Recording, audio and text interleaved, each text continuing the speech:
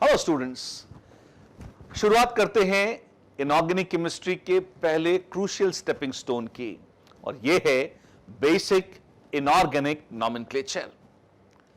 तो जैसे जैसे हम शुरू कर रहे हैं अपनी online classes, again let me tell you, आपको कॉपी और पेन लेकर अपने नोट्स का रजिस्टर लेकर साथ में बैठना है।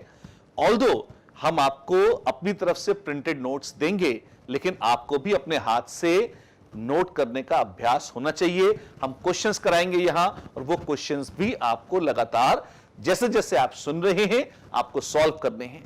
कोशिश करिए जो थ्योरी हम बोल रहे हैं वो थ्योरी आप उसी समय याद कर लें, दिमाग में रजिस्टर कर लें। एक वार्निंग और, ऑनलाइन क्लासेस हैं।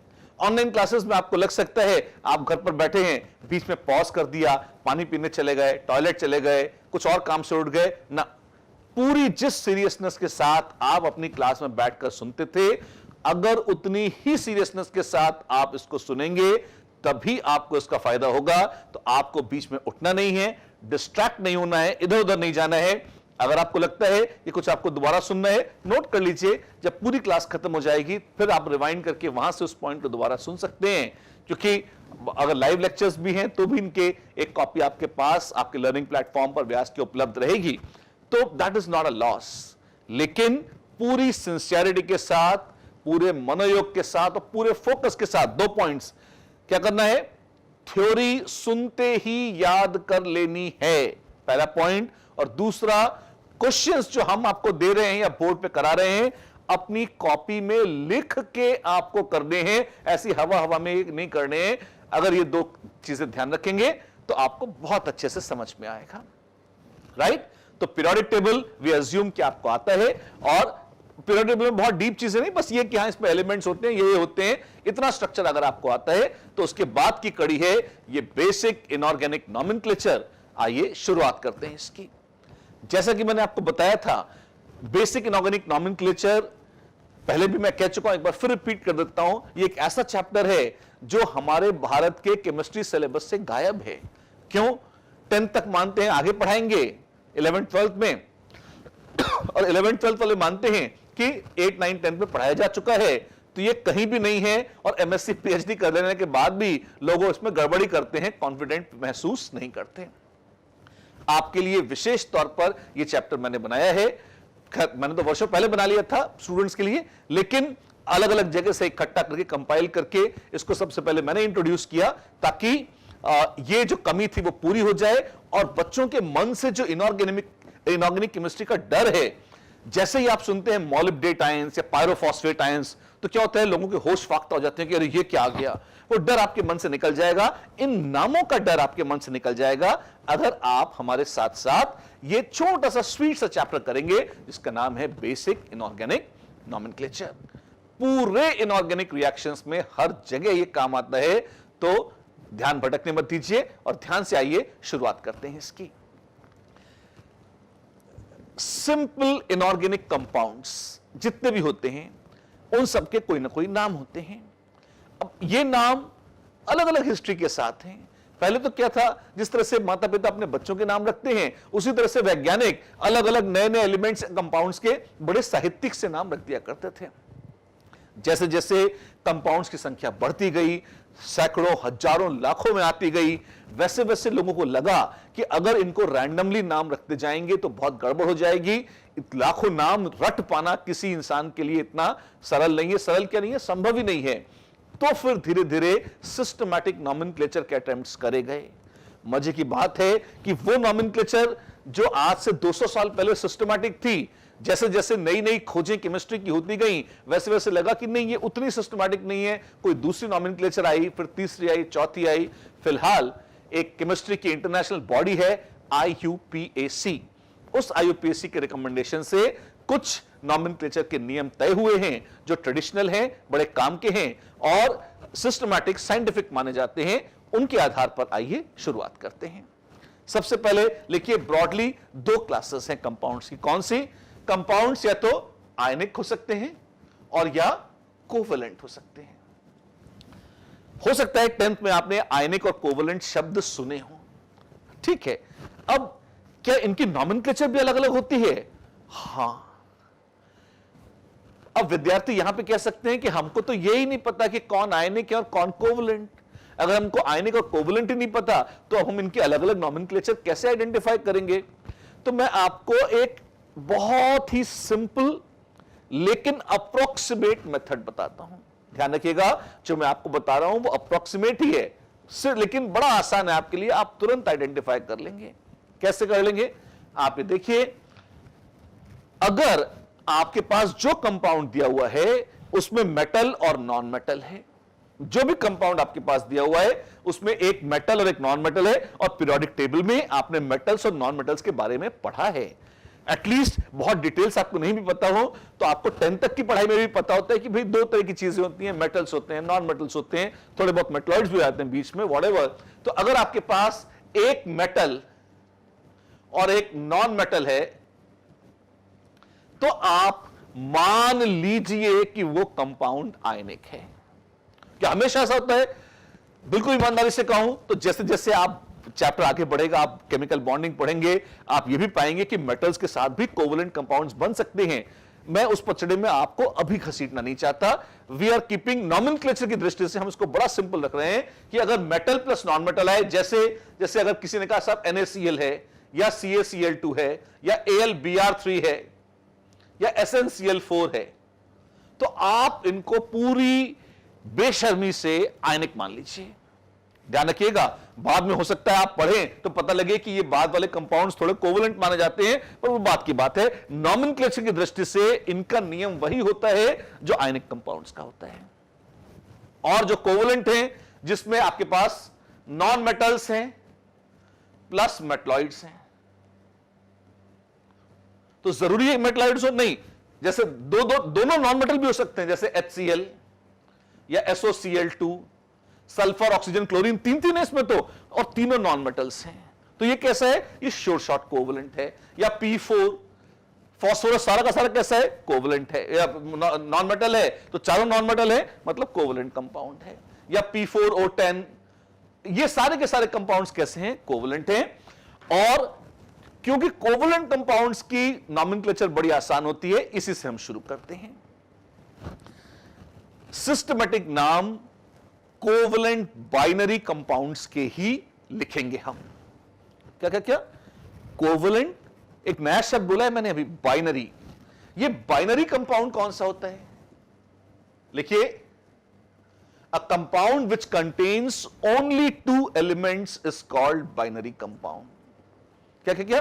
खाली 2 एटम होते हैं? 2 एटम नहीं, 2 तरह के एलिमेंट्स होते हैं। A compound that contains only 2 types of atoms या 2 elements is called a binary compound. जैसे NaCl बाइनरी है, CaCl2 बाइनरी है, AlBr3, SnCl4, हो सकता है 2, 3, 4 एटम हो, वो चल जाएगा, पर calcium and chlorine, aluminium bromine, tin chlorine, ये बाइनरी है। ये भी बाइनरी है, HCl, P4O10, पर ये बाइनरी नहीं है, इसमें एक एलिमेंट है। SOCl2 में 3 है, तो ये बाइनरी नहीं, ये टर्नरी कहलाएगा। 4 होते हैं तो क्वाटरनरी कहलाता है। हम टर्नरी और क्वाटरनरी के पचड़े में पढ़ने वाले ही नहीं है। हमें कोवलेंट कंपाउंड्स में सिर्फ एक सिंपल सरल सी चीज देखनी है, और वो है कोवलेंट बाइनरी कंपाउंड्स की नॉमेनक्लेचर कैसे करी जाती है। रूल क्या है? बहुत ही आसान रूल है। जैसे ये है, आप लिखेंगे P4, दिख रहे हैं आप P4O10 में? हां जी। 1 को बोलते हैं मोनो, 1 को बोलते हैं मोनो, 2 को बोलते हैं डाई, 3 को ट्राई, 4 को टेट्रा, 5 को पेंटा, 6 हेक्सा, 7 हेप्टा, 8 ऑक्टा, 9 है नोना, और 10 है डेका, इना मैना डेका, डेका। इस तरह से ये क्या है? अलग अलग संख्याओं के ये न्यूमेरिकल प्रीफिक्स हैं। क्या बोला? Numerical prefix. ये जैसे अगर हम कहते हैं फास्फोरस 4 हैं तो इसका नाम कैसे रखा जाएगा? हम बोलेंगे this is tetra phosphorus.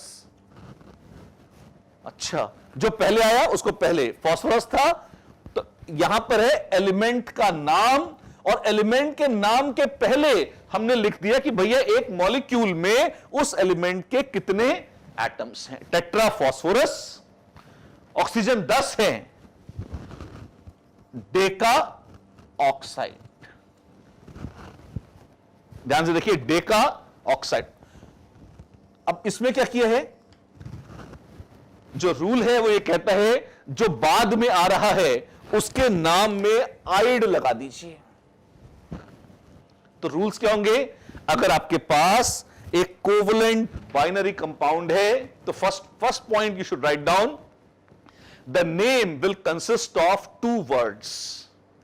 The first word will be the name of element prefixed by the number of atoms of that element present in that compound. Phosphorus था तो फास्फोरस, और प्रीफिक्स किसका लगा, कितने हैं, 4 हैं, तो 4 मतलब टेट्रा, तो लगा दिया टेट्रा फास्फोरस। आसान है ये। वैसे ही जो सेकंड वर्ड है उसके बाद क्या होगा, उसके बाद एक स्पेस देंगे, आप एक गैप देंगे, और गैप देकर जो सेकंड एलिमेंट है उसको लिखेंगे, और सेकंड एलिमेंट के नाम में एक सफिक्स लगेगा आइड। ऑक्सीजन है सेकंड एलिमेंट, पर यहां ऑक्सीजन नहीं लिखेंगे, यहां लिखेंगे ऑक्साइड। अच्छा, और उसके पहले कितनी, 10 है, 10 के लिए आता है डेका, तो डेका ऑक्साइड। अब यहां पे एक मजेदार बात और बताता हूं आपको, अगर आपने इंग्लिश लैंग्वेज ध्यान से पढ़ी है तो उसमें इस तरह से वर्ड जोड़ने का एक नियम है कि अगर पहले वर्ड के अंत में एक वॉवल है और दूसरे वर्ड के शुरुआत में एक वॉवल है तो अक्सर यह वॉवल गायब कर दिया जाता है। अच्छा, तो डेका ऑक्साइड को कुछ लोग डेकॉक्साइड भी लिख देते हैं, पुराने लोग, कुछ लोग डेका ऑक्साइड को डेकॉक्साइड भी लिख दिया करते थे, हैं नहीं थे। पर इसमें बड़ा पंगा हुआ। क्यों, क्या पंगा हुआ, अब आप मजा देखिए। जैसे आपने लिखा CO2, अब CO2 आपको पता है CO2 क्या होती है, C है कार्बन, फिर डाई ऑक्साइड, ऑक्सीजन का आपने ऑक्साइड तो लिख लिया, फिर डाई में 2 ही अक्षर हैं, D और I भी वॉवल है, O भी वॉवल है। अब आप क्या करेंगे, 2 वॉवल टकरा रहे हैं, तो अगर अंग्रेजी भाषा का नियम देखें तो आपको डाई का आई गायब कर देना होगा। अब डाई में तो 2 ही अक्षर थे, एक उड़ा दिया तो एक बचा, डाइऑक्साइड डॉक्साइड बन जाता। लोगों का नहीं यार, 2 ही हैं, तो आई तो रखो, ठीक है साहब। फिर अगर ट्राई होता तो ट्राई ऑक्साइड को भी ट्राइऑक्साइड बोलते हैं, ट्राइऑक्साइड को भी ट्राइऑक्साइड ही बोलते हैं, आई यहां से हटाते नहीं है। पर पुराने लोग क्या कहते थे, टेट्रा ऑक्साइड में एक खा जाया करते थे, इसको टेट्राऑक्साइड कर देते थे, पेंटा ऑक्साइड को पेंटॉक्साइड कर देते थे। मतलब जब मनचाहा वॉवल उड़ाया और जब मनचाहा वॉवल रख लिया, यह पुराना नियम था जो साइंटिफिक और सिस्टमैटिक नहीं था। तो बाद में IUPAC के वैज्ञानिकों ने कहा बंद करो बकवास, बहुत हो गया, एक नियम रखो, वॉवल उड़ाना है या नहीं उड़ाना है। उन्होंने कहा इंग्लिश लैंग्वेज के रूल्स अलग हैं, वो एक अलग भाषा है, ये केमिस्ट्री की भाषा है। अगर केमिस्ट्री है उसमें वॉवल से वॉवल टकराएगा तो कोई कहीं उड़ाया नहीं जाएगा, जो जैसा है पूरी बेशर्मी से उसको वैसा का वैसे लिख दिया जाए। तो अगर डेका ऑक्साइड है तो उसको डेका ऑक्साइड ही लिखिए। तो नया रूल जो है उसमें ऐसा लिखना चाहिए। लेकिन कई किताबों में कई जगह पुराने नियम के हिसाब से वॉवल उड़ाने की परंपरा भी मिलती है। तो क्या वो गलत है, वो बहुत सही तो नहीं मानी जाती, लेकिन ये तो निश्चित रूप से सही है। अब मेरे शब्दों में आप ध्यान दें, आपके मन में आएगा वो बहुत सही तो नहीं मानी जाती, नए नॉमेनक्लेचर के हिसाब से वो गलत है। डेका ऑक्साइड को डेकॉक ए उड़ा देना गलत है, पर पुराने वाले चूंकि इसको सही मानते हैं और बहुत सारी किताबों में छपा रहता है जो कि पुराने मॉडल पर चलती हैं, इसलिए केमिस्ट्री में कभी कभी इनसे जो लोग काम चला लेते हैं। आपको क्या सीखना है, आपको नया नियम सीखना है। पुराना दिख जाए तो भड़कना नहीं है, पर पुराने वाले अगर आपको हड़काना चाहें, दबाना चाहें और गलत घोषित करना चाहें तो आप साफ साफ बता दीजिए कि नहीं, आप पुराने ख्याल के हैं, असली और सही रूल जो IUPAC का है वो यही है। राइट, होपफुली इसमें कोई कंफ्यूजन नहीं होगा। अब आपके मन में एक थॉट आ सकती है, वो ये आ सकती है कि CO2 जब हमने लिखा था तो पहला है कार्बन, तो उसको लिखा कार्बन, पर यहां पे 1 होना चाहिए। हां जी, तो कायदे में इसमें मोनोकार्बन और डाइऑक्साइड ऐसे बोलना चाहिए था। हां जी, लेकिन उसी में एक दूसरी कॉरोलरी है, एक दूसरा मॉडिफिकेशन है कि जो पहला एटम है अगर वो 1 हो तो पहले वाले में मोनो सफिक्स को छोड़ दिया जाता है, आप इसे खा जाते हैं। 2 हो तो डाई लिखना है, 3 हो तो ट्राई लिखना है, पर अगर एक ही है, और ऑब्वियसली एक तो कम से कम होगा, तो क्योंकि कम से कम एक होना ही है, अगर वो नहीं होता तो कार्बन लिखते क्यों? इस वजह से अगर एक ही है तो पहले वाले में, दूसरे में नहीं, पहले वाले में मोनो खाना अलाउड है, पर अगर दूसरे वाला हो तो उसमें लिखना जरूरी है। जैसे ये क्या है, this is carbon mono oxide. अब आप देखेंगे मैंने मोनोऑक्साइड लिखा है, क्यों? मोनो ऑक्साइड में 2 O आते हैं, अक्सर रिवाज है कि एक O खा जाए और पुराना नाम ही है पर चला आ रहा है, तो हम इसे ऐसे कार्बन मोनोऑक्साइड ऐसा करके ही लिख देते हैं। केमिस्ट्री में नए और पुराने रूल्स अक्सर गुत्थम गुत्था रहते हैं। शुरू में जब नए बच्चे इसको देखते हैं थोड़ा सा इन्हें असहजता है, कंफ्यूजन होता है, पर बहुत जल्दी इसकी आदत पड़ जाती है। ये इतना खतरनाक नहीं है जितना शुरुआत में सुनाई देता है। और डबल O भी आप लिखेंगे तो कोई गलत नहीं कर सकता उससे। एक तो ये, एक आध एग्जाम्पल और देखिए। जैसे मान लीजिए अगर आपके पास था CS2, ये क्या है? दिस इज, लिखिए मेरे साथ, कार्बन, 2 सल्फर हैं तो डाई, सल्फर में आइड लगेगा तो डाई सल्फाइड। S4N4, ऐसा भी कुछ होता है? हां होता है, बड़ा मजेदार कंपाउंड है। ये थर्मोक्रोमिक कंपाउंड है। थर्मोक्रोमिक मतलब ये टेम्परेचर बदलने पर रंग बदल लेता है।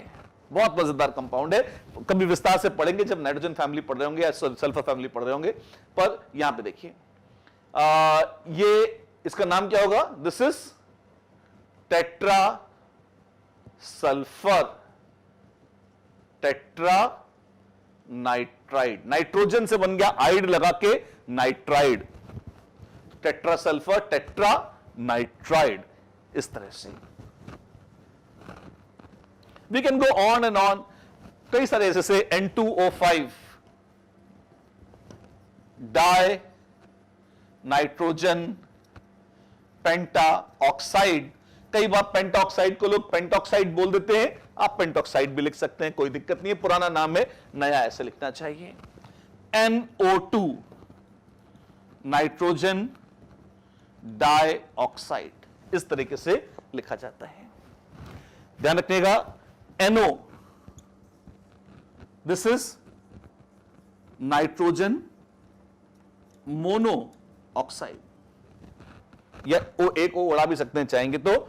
अब इसका एक कॉमन नेम भी है, लोग इसे नाइट्रिक ऑक्साइड भी बोलते हैं, पर वो सिस्टमैटिक नाम नहीं है। ऐसे ही अगर अभी तक हंसते खेलते जीवन बीत रहा है तो ये देखिए laughing gas N2O, laughing gas है N2O, इसका एक कॉमन नेम भी है नाइट्रस ऑक्साइड, पर सिस्टमैटिक नेम होगा डाई नाइट्रोजन मोनो ऑक्साइड। एक ओ उड़ाना अलाउड है, चाहे तो दोनों रख भी सकते हैं, कोई बात नहीं है। Die nitrogen mono oxide, it's a very simple way, बहुत सिस्टमैटिक, बहुत सिंपल है। Cl2O7 dichlorine hepta oxide.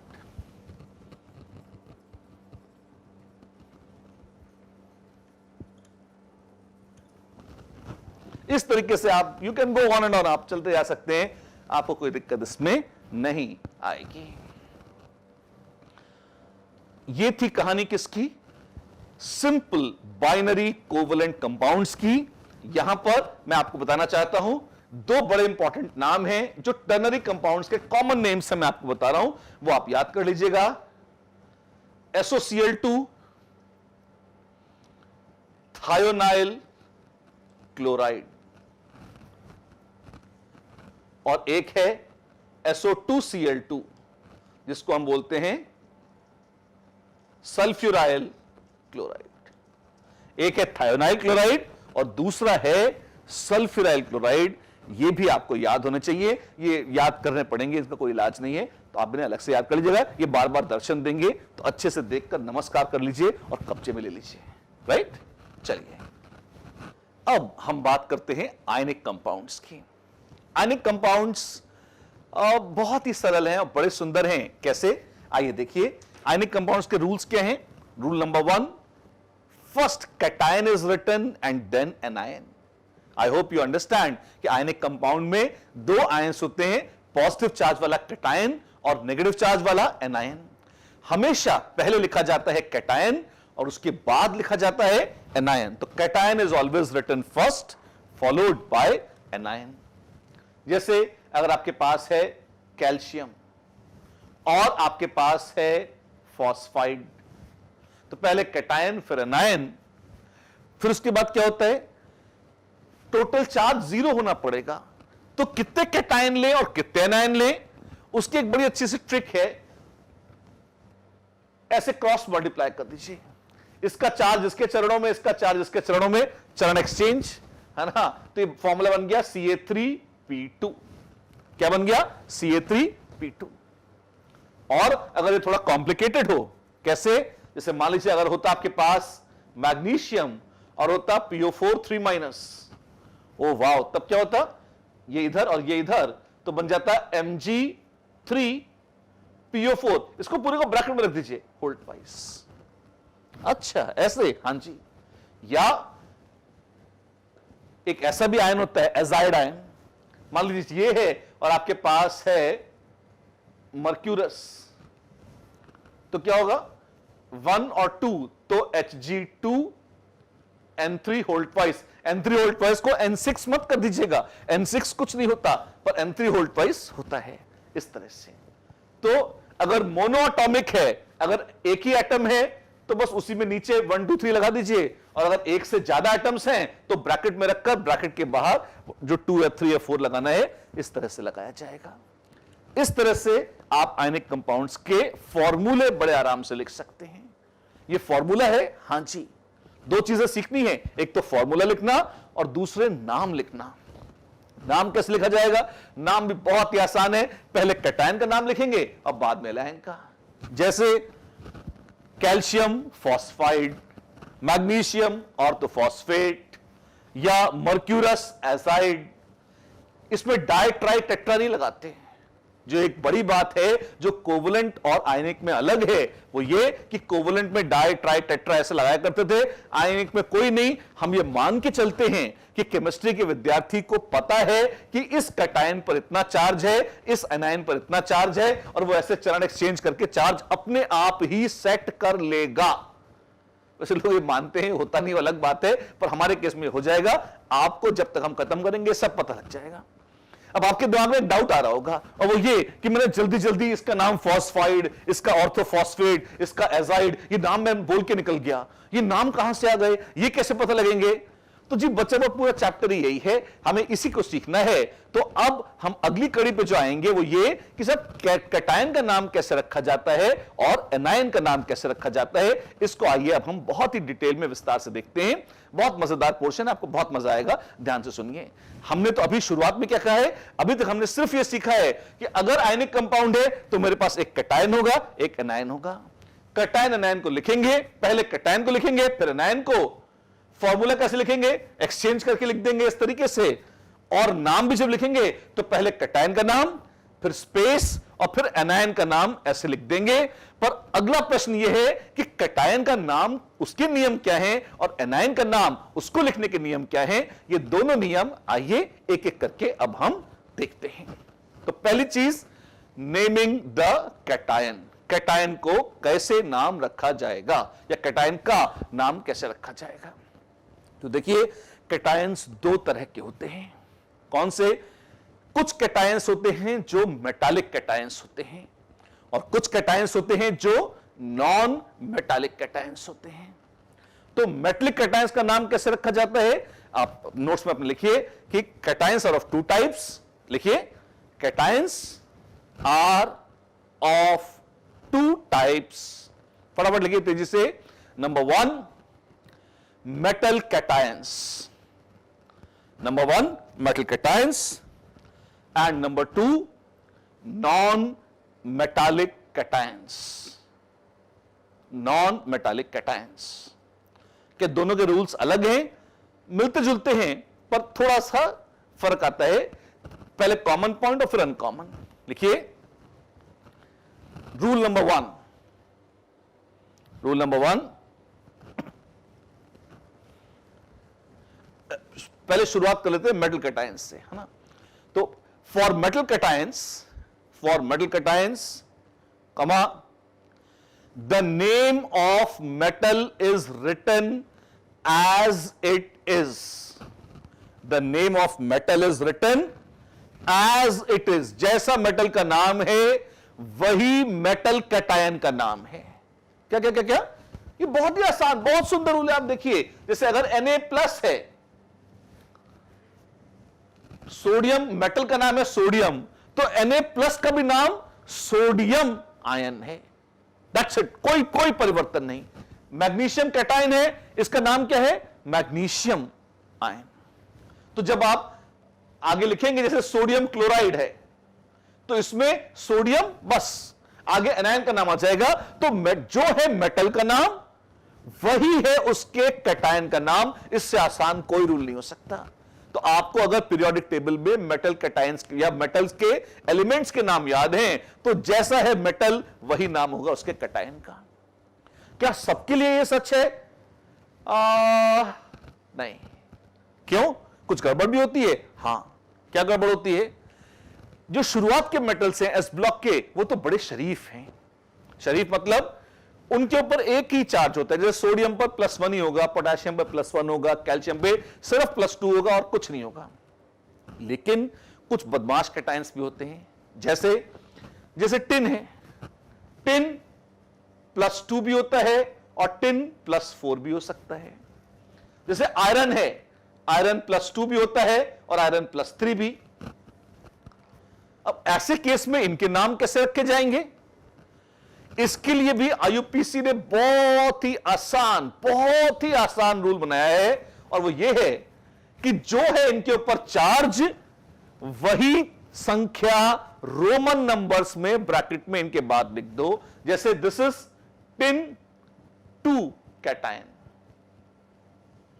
This is tin 4 cation, this is iron 2 cation and this is iron 3 cation। अच्छा, ये तो बहुत आसान है। जी हां, ये बहुत ही सरल है, बहुत ही सिस्टमैटिक है। लेकिन मैं आपको वार्न कर दूं, ये तो लेटेस्ट नॉमेनक्लेचर है। पुराना रायता पिछली पीढ़ियों से आकर हमारे ऊपर छलकता रहता है, हम उससे बच नहीं सकते। आपको जब आप किताबें पढ़ेंगे, हमारे या हम कोर्स में भी आगे बढ़ेंगे, तो आपको बहुत सारे गंदे गंदे अजीब से नाम दिखाई देंगे। जैसे एक पुराना रूल जो आज भी बार बार हमारे गले पड़ जाता है और जो आपको आना चाहिए, वो इस तरह से है। कैसे है? देखिए, वो लोग पुराने लोग कहते थे कि अगर दो चीजें हैं, +2 और +4, तो जिसमें चार्ज ज्यादा है उसके नाम में लगाओ इक, और जो उसमें चार्ज कम है उसके नाम में लगा दो अस। अच्छा, जैसे आयरन +2 के नाम में अस लग जाएगा और आयरन +3 के नाम में इक लग जाएगा। अच्छा, तो ये क्या आयरनस और आयरनिक है? नहीं, नथिंग आयरनिक अबाउट इट, है ना। देखिए, पुरानी नॉमेनक्लेचर है, आउटडेटेड है, पर आज भी कई जगह चल जाती है, गले पड़ जाती है, तो आपको आनी पड़ेगी। आयरन को Fe क्यों बोलते हैं? क्योंकि इसका लैटिन नेम था फेरम, फेरम से आया है, तो वहीं से इसका ये वर्ड पिक होता है। This is called ferric and this is called ferrous. Ferrous और फेरिक, बच्चे भड़क जाते हैं, कहते हैं ये अभी तो आप बता रहे थे ये आयरन 2 कैटायन है, अभी आप बोल रहे हो ये फेरस कैटायन है। ये सही और नया नाम है और आसान भी है। ये पुराना और रायते वाला नाम है, लेकिन ये मेरी इच्छा से नहीं चलता। बहुत सारे केमिस्ट्री के राइटर आज भी इसको लिखते हैं, बहुत सारी किताबें इंक्लूडिंग एनसीईआरटी में ये नाम आज भी हैं। तो हम इनको अवॉइड नहीं कर सकते, तो आपको इनको सीखना पड़ेगा। जो हायर है वो इक है, जो लोअर है वो एस है, तो ये फेरिक और फेरस। ऐसे ही टिन, ये टिनिक और टिनस नहीं, स्टैनिक और स्टैनस, इस तरह से आ जाता है। अब ये सुन के बच्चे थोड़ा स्कैंडलाइज हो जाते हैं, उनको लगता है कि यार ये तो नाइंसाफी है, हमको कैसे पता लगेगा, क्योंकि आपने तो ये फेरस में +2 वाले में अस लगाया है और इक +3 में लगाया है, टिन में +2 वाले में अस था और +4 वाले में 1 लगा दिया आपने। और यही नहीं, अगर कॉपर होता तो आपका दिमाग खराब हो जाता। क्यों? कॉपर में ये है क्यूप्रस और ये है क्यूप्रिक। +2 वाला आयरन में अस था और +2 वाला कॉपर में इक है। क्यों? क्योंकि कॉपर में +2 के अलावा +1 भी होता है, उसमें अस लग जाता है। अगर आपको ये सब कंफ्यूजिंग और भद्दा लग रहा है, सही लग रहा है, क्योंकि वास्तव में कंफ्यूजिंग भी है और भद्दा भी। इसी वजह से इसको त्याग कर नई नॉमेनक्लेचर रखी गई थी। लेकिन कुछ लोग ऐसे हैं, पुरानी आत्माएं जिनका पीछे नहीं छोड़ती, तो वो इसको घसीटे चल रहे हैं। उनमें मैं नहीं हूं, लेकिन मैं इनका मुंह बंद नहीं कर सकता। तो इसका एकमात्र तरीका है कि आपको भी इसको सिखा दिया जाए। तो ये कैसे सीखेंगे? अब ये सब क्या है? ये बड़ा आसान है। आप देखेंगे आपके नोट्स में एक चार्ट हमने आपको दिया है। ये चार्ट कैसा है? ये ऑक्सीडेशन स्टेट चार्ट के नाम से आपके पास है। इसमें क्या है? इसमें पीरियोडिक टेबल के वो एलिमेंट्स या वो मेटल्स जितने हमारे काम के हैं, आपको उन सब के ऊपर चार्जेस कौन कौन से संभव हैं, ये लिख के दिए गए हैं।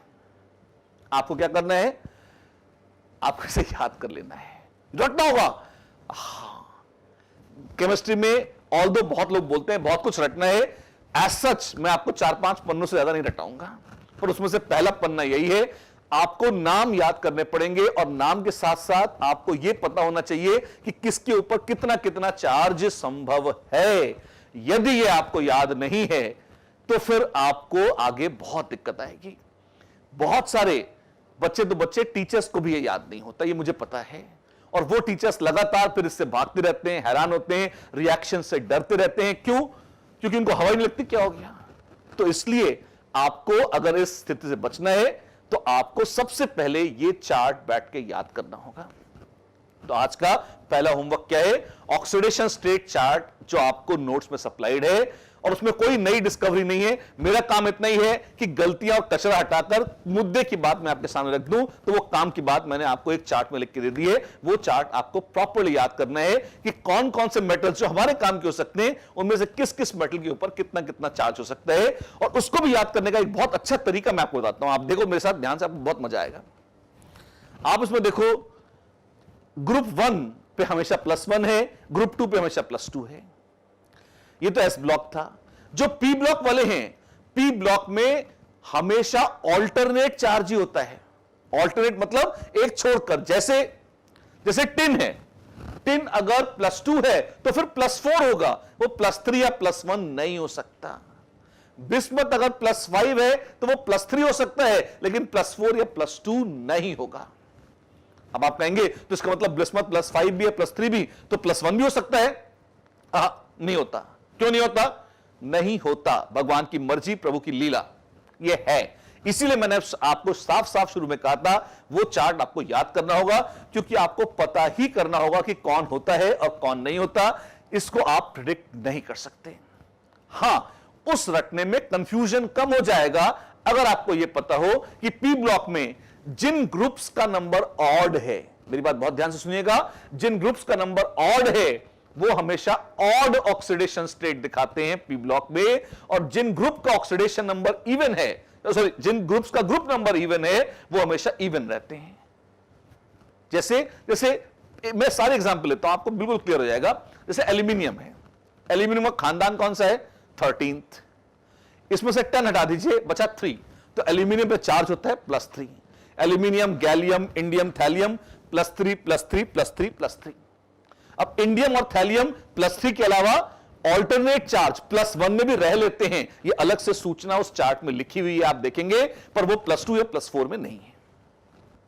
ऐसे ही पड़ोस में चलिए ग्रुप 14 में से 1 हटा दीजिए, बचा 4। तो कार्बन, सिलिकॉन, जर्मेनियम तो मेटल है ही नहीं, टिन और लेड मेटल हैं, तो टिन और लेड +4 में रहते हैं। उसके अलावा ऑल्टरनेट स्टेट +2 में रहते हैं, वो कभी भी +1 और +3 में नहीं मिलेंगे आपको। आगे आइए ग्रुप 15 में देखिए कौन सा है। ग्रुप 15 में शुरू में तो आपके पास नाइट्रोजन और ये सब है ना, फास्फोरस, आर्सेनिक, ये तो गड़बड़ चीजें हैं। आर्सेनिक और एंटीमनी मेटलॉइड्स हैं। बिस्मथ मेटल है, बिस्मथ हाईएस्ट +5 में होता है, उसके अलावा +3 में भी रहता है, ना वो +2 में जाता है ना +4 में। और वैसे ये अलग से याद रखने की बात है कि बिस्मथ +1 में भी नहीं जाता। मेटल्स की माया यहीं पे समाप्त हो जाती है। पी ब्लॉक में आगे देखेंगे आप तो आपके पास कोई मेटल नहीं है, मेटलॉइड्स हैं या नॉन मेटल्स हैं। तो बस इतनी ही रामायण आपको याद रखनी है पी ब्लॉक में। अब आता है डी ब्लॉक।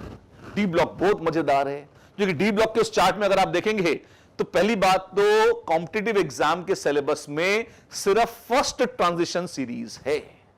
पहली ट्रांजिशन सीरीज के ही ऑक्सीडेशन नंबर आपको याद रखने हैं, स्कैंडियम से लेकर जिंक तक। उसमें भी आप देखेंगे एक ट्रायंगल जैसा बन रहा है। जैसे पहला ग्रुप 3 में स्कैंडियम है तो वो +3 हो सकता है, 4 में टाइटेनियम है तो वो +4 और +3 दोनों हो सकता है, कभी कभी +2 में चला जाता है पर रेयर है। ऐसे ही यानी कि जो ग्रुप नंबर है वो हाईएस्ट स्टेट है और वहां से लेकर +2 तक सब हो सकते हैं।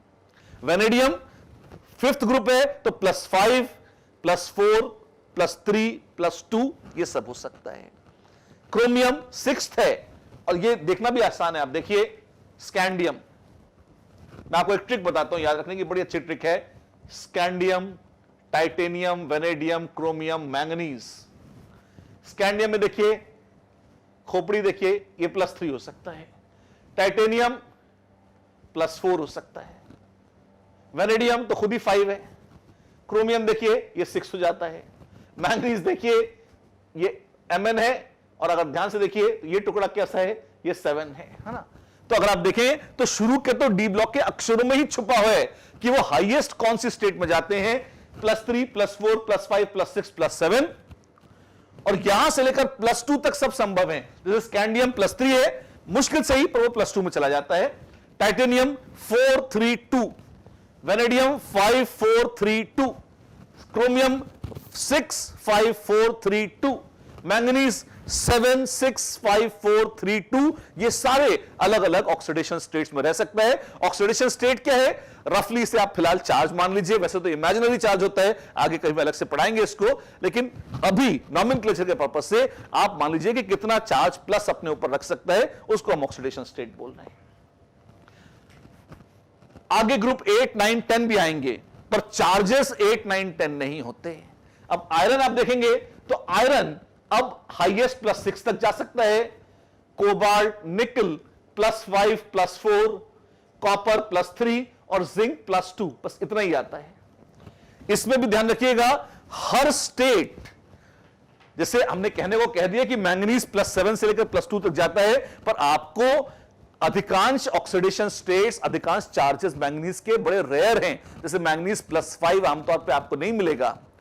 तो इसमें जो पॉपुलर हैं, जो अक्सर आपको दिखेंगे, हमने बस वो कैटायन गोले से मार्क कर रखे हैं। आप देखेंगे अक्सर आपको दर्शन वही देंगे।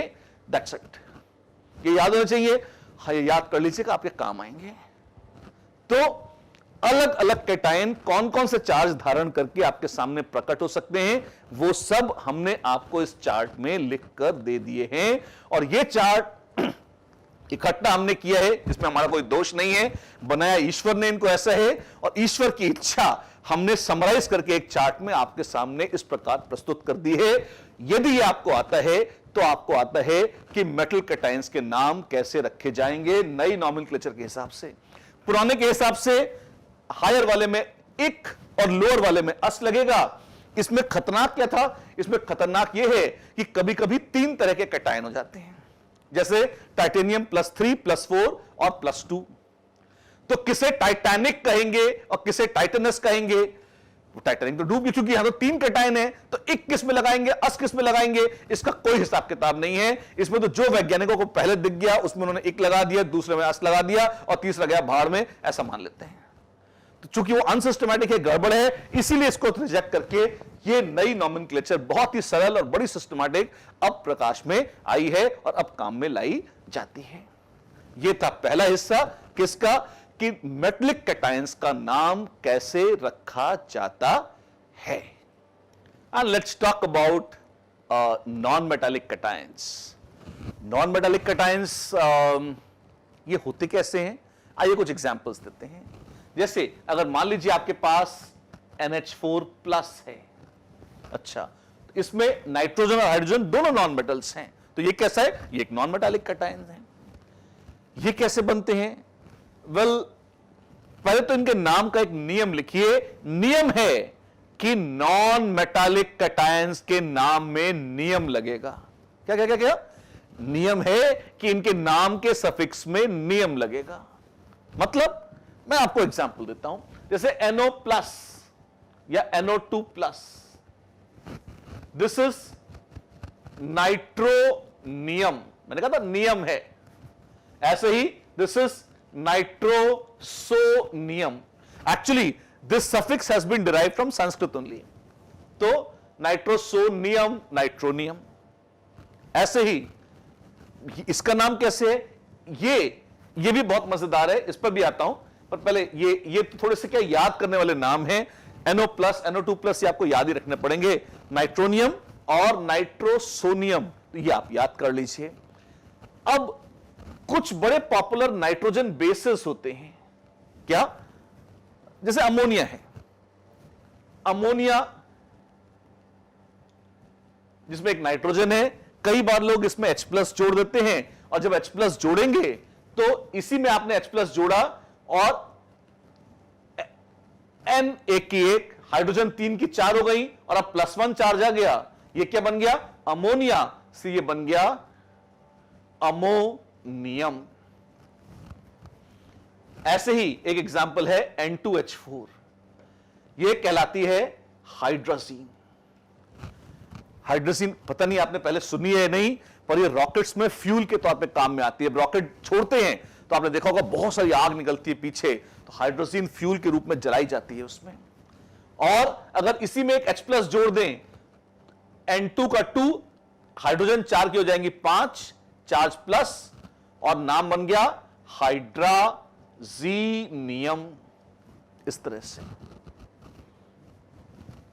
ऐसे यहां देखें आप, यहां पे क्या होगा, अगर आपके पास है C5H5N, ऑर्गेनिक केमिस्ट्री में इसका नाम है पिरिडीन, इसी में H+ जोड़ दें आप, C5H5NH+, या कभी कभी लोग इसे लिख देते हैं C5H6N+, और नाम पड़ गया पिरिडीनियम।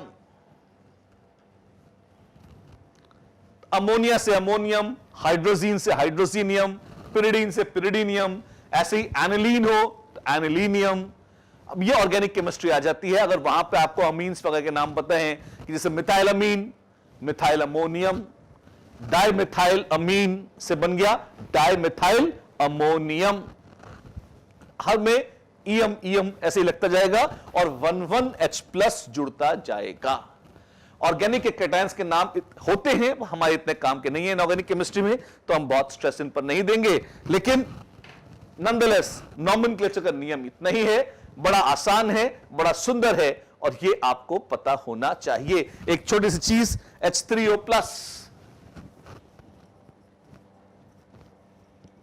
हाइड्रोनियम,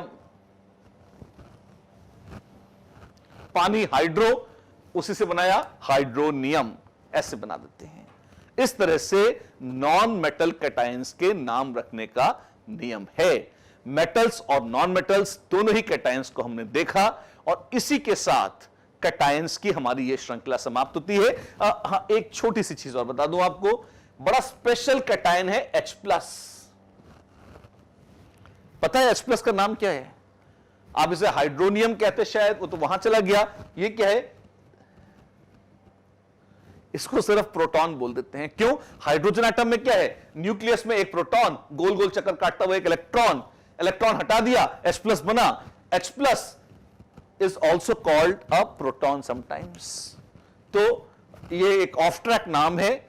केमिकल नॉमेनक्लेचर में सच काम नहीं आता। जैसे HCl को आप प्रोटॉन क्लोराइड नहीं बोलते, हाइड्रोजन क्लोराइड ही बोलते हैं, लेकिन बाद में आयनिक इक्विलिब्रियम वगैरह दूसरे चैप्टर आप करेंगे तो कई बार H+ की चर्चा प्रोटॉन के नाम से होगी और तब आपको यह देखने को मिलेगा।